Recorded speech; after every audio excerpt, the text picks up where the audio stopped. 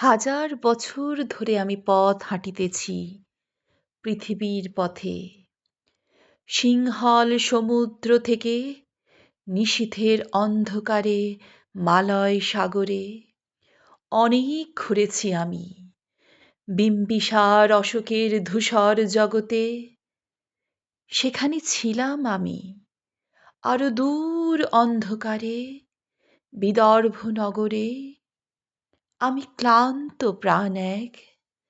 চারিদিকে জীবনের সমুদ্র সফেন আমারে দুদণ্ড শান্তি দিয়েছিল নাটোরের বনলতা সেন। চুল তার কবেকার অন্ধকার বিদিশার নিশা, মুখ তার শ্রাবস্তির কারুকার্য, অতি দূর সমুদ্রের পর হাল ভেঙে যে নাবিক হারায়েছে দিশা, সবুজ ঘাসের দেশ যখন সে চোখে দেখে দারুচিনি দ্বীপের ভিতর, তেমনি দেখেছি তারে অন্ধকারে। বলেছে সে, এতদিন কোথায় ছিলেন? পাখির নীড়ের মতো চোখ তুলে নাটোরের বনলতা সেন।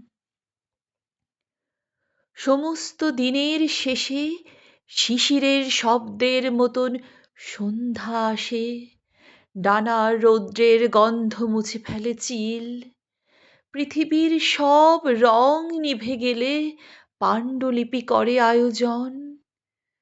তখন গল্পের তরে জোনাকির রঙে ঝিলমিল, সব পাখি ঘরে আসে, সব নদী ফুরায় এ জীবনের সব লেনদেন। থাকে শুধু অন্ধকার মুখোমুখি বসিবার বনলতা সেন।